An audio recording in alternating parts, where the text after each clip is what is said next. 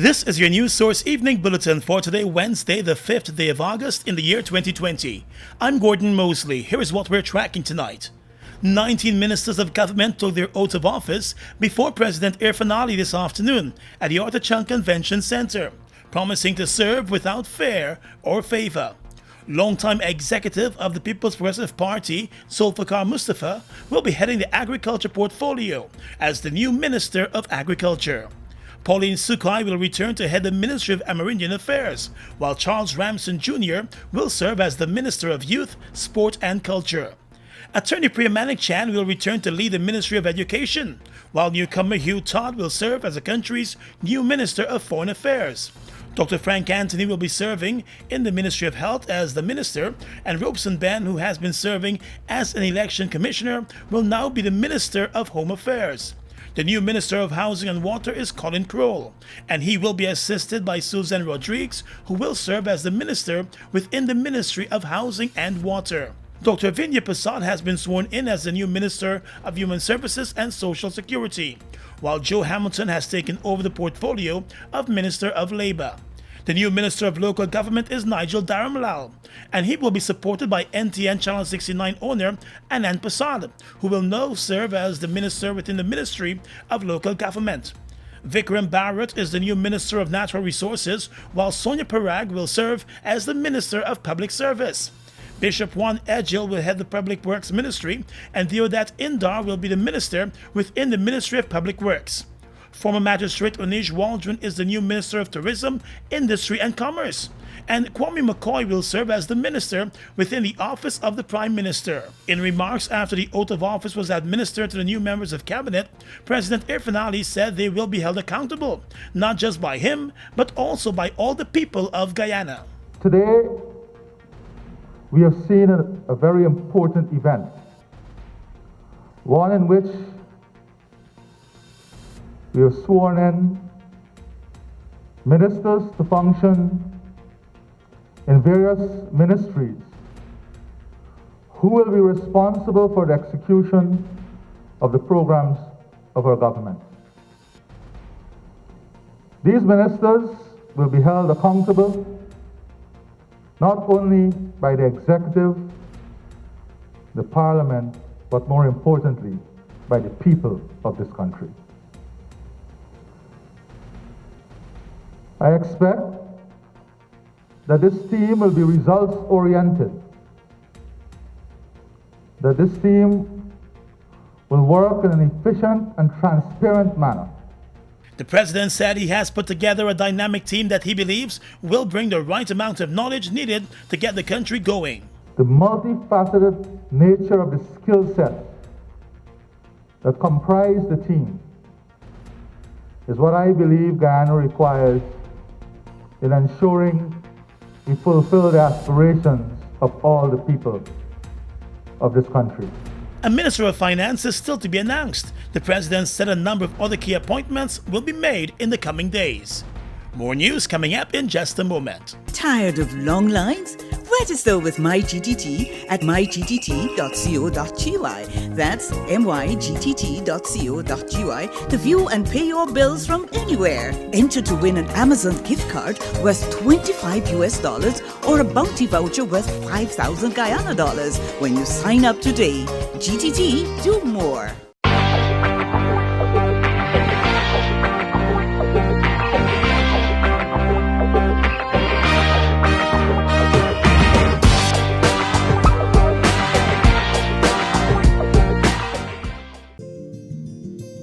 GBTI is your Guyanese bank, a bank that understands every customer's unique needs, opportunities, challenges, and financial concerns. At GBTI, we see you for you. Whether you're buying a new home or car, planning your next vacation or retirement, saving for your child's future, or whether you're ready to take that bold step of investing in your dream business idea, we are with you every step of the way. We hear your stories and watch you focus on your dreams as we share your aspirations. We are more than just banking. We are a family.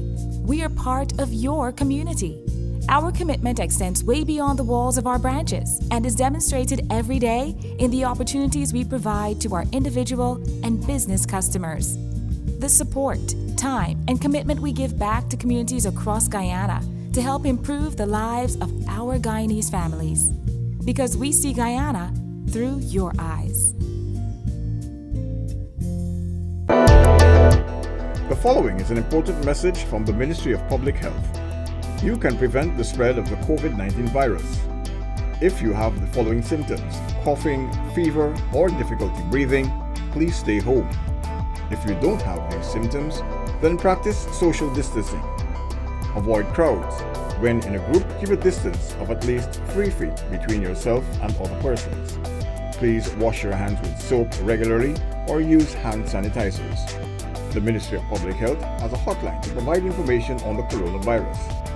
Members of the public can call 227-4986 or 624-3067. Welcome back.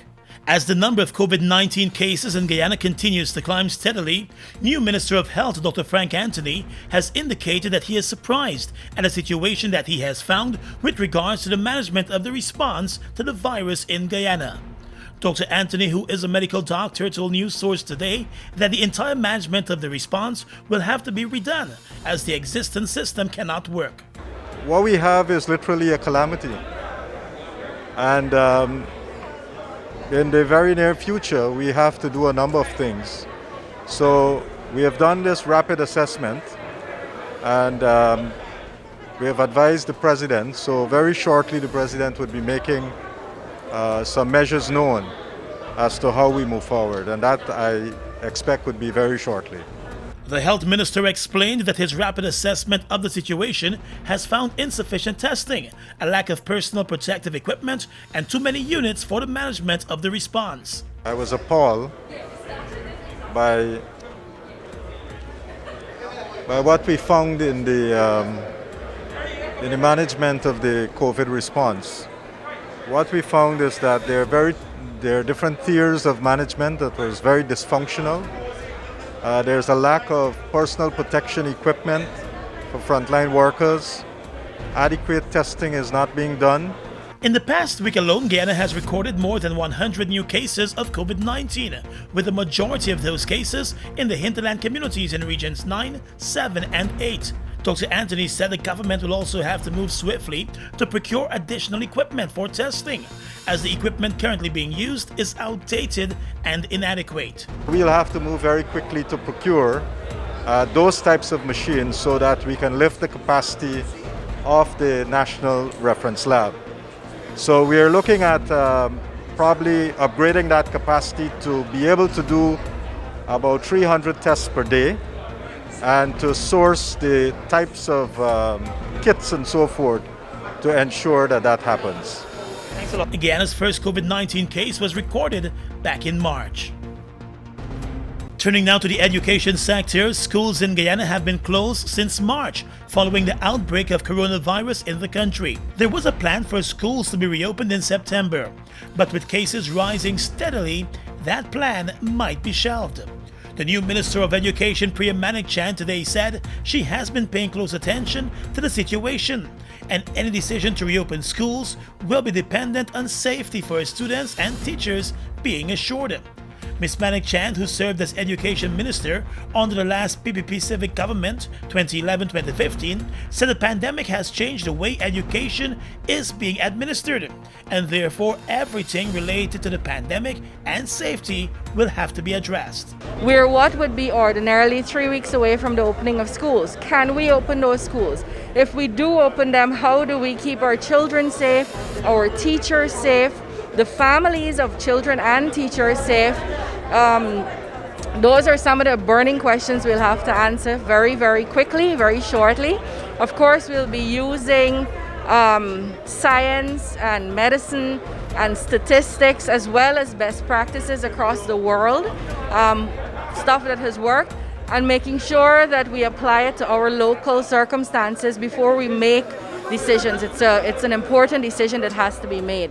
Minister Manik-Chan said for her right now the most important issue is for children and their parents and the nation's educators to be safe. I am of the view that a couple weeks or a couple months out of school is not going to kill us, but a virus might. So we have to make sure whatever decisions we make are taking into consideration their right to be educated and our duty to protect them from this pandemic. So that would be the balance that we have to walk in these in the next few days. The education minister also said her priority will be focusing on the pandemic and its impact on the education system. But she will also focus on issues like curriculum reform and the development of the education system across the country. Guyana currently has 298 cases of the coronavirus. 12 new cases were recorded overnight. With the new government in place, the United States intends to continue its support for Guyana in a number of areas of partnership. Guyana and the U.S. have been enjoying diplomatic relations for over 50 years, and that relationship between the U.S. and Guyana has been strong over those years. U.S. Ambassador to Guyana Sarah Ann Lynch today said the relationship will continue to be strong, and there will be support in a number of areas. We work in a lot of major areas, including security assistance, governance assistance, and economic development.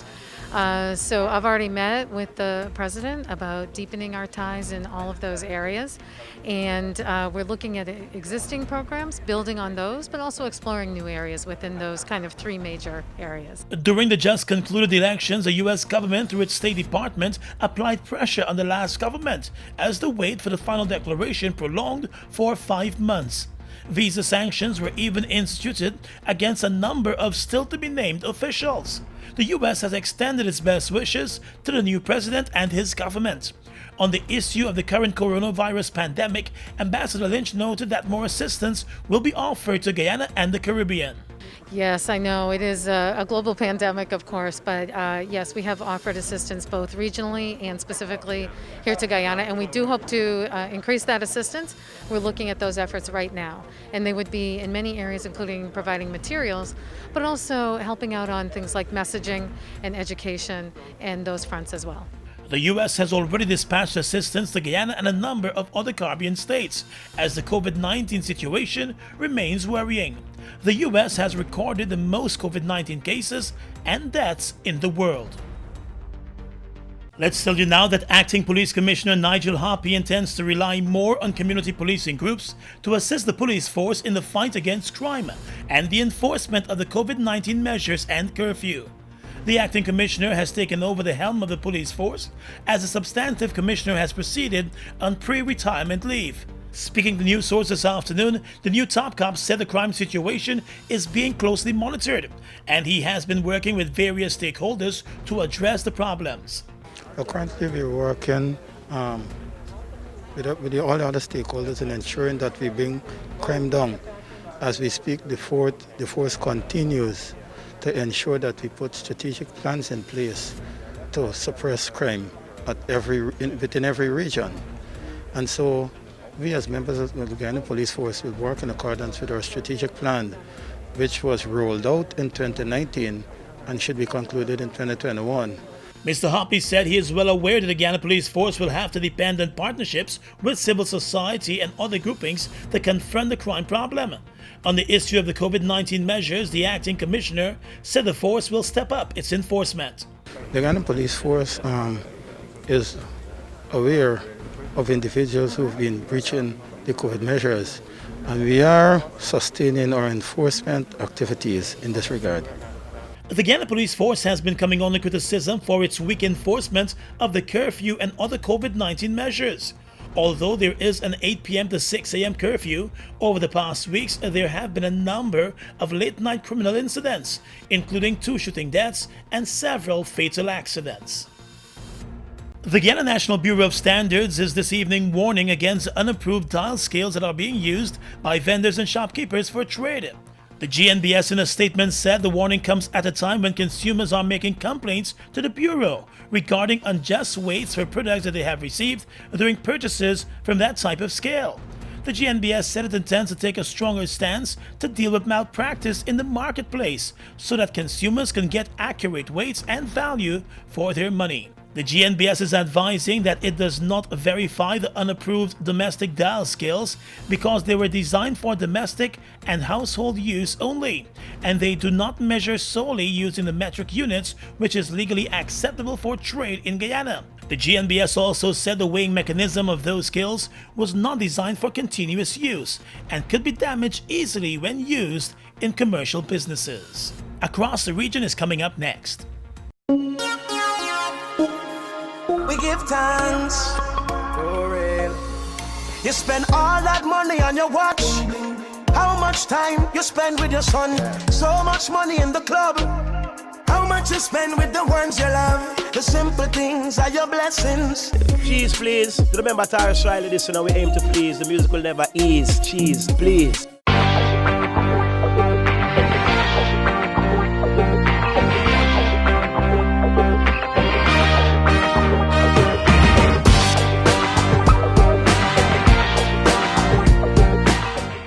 They've made a positive impact on the heavy-duty transportation industry in Guyana since they've arrived.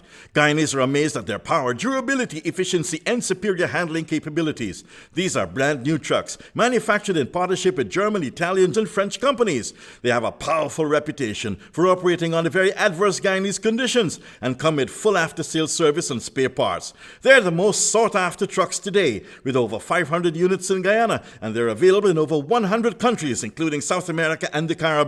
Be smart. Buy brand new ST Howo trucks today. Call 608-4998 and arrange for an inspection at ST Truck Guyana Incorporated, Block B, Public Road, Covenant, East Bank, Demerara.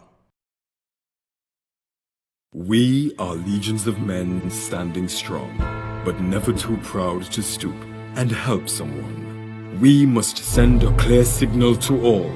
Do right. Walk in upright ways, knowing that's what being a man is all about. And ever aware that things will only get worse when good men do nothing. Stand strong. Be the one to live right. Are you washing your hands correctly? Here are some tips on when and how to wash your hands. Step 1. Wet your hands with clean water. Step 2. Then apply soap. Step 3.